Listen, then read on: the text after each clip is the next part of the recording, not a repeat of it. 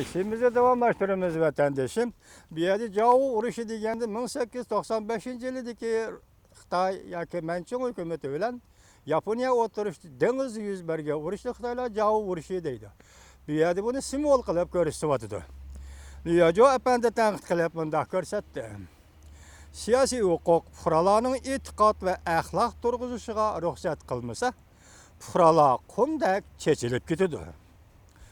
Reis Xi Jinping bir qatimliq ishki yig'inda Kompartiyaning halok bo'lishi krizisga yuzlanganiga e'tirof qildi.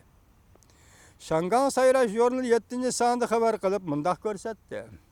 6-oyda Kompartiyaning siyosiy byurosi kengaytirilgan yig'in chaqirib, yig'inga berilgan dokladda Kompartiyaning halok bo'lishiga munosabatlik 6 cho'ng krizis jumladan siyosat, iqtisod, jamiyat, e'tiqod, istiqbol qatorli sohalar bo'yicha yuz berayotgan krizislarni qator tizib, qisman siyosiy va ijtimoiy krizislarning portlash oldida turganligini, kengayayotganligini, yomon sifatli taraqqiy qilayotganligini tilga ilib o'tgan.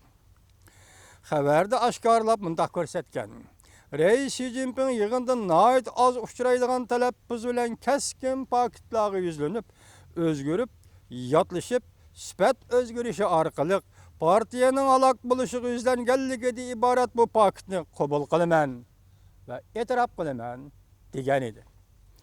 Shangang yuzlanish yo'lini 8-sonda xabar qilib mundaq ko'rsatdi. Partiya ichida chiriklashish jamiyatda g'azabdan qaynab toshqanligi.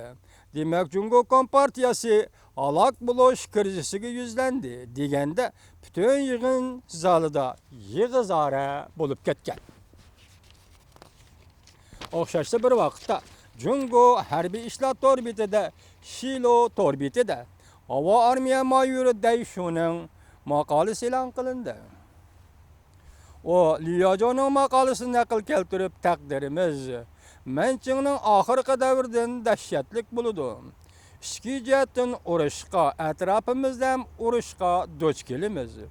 Jungoda zo'r ko'lamli ichki urush krizisi yuz berishi mumkin deb ko'rsatdi.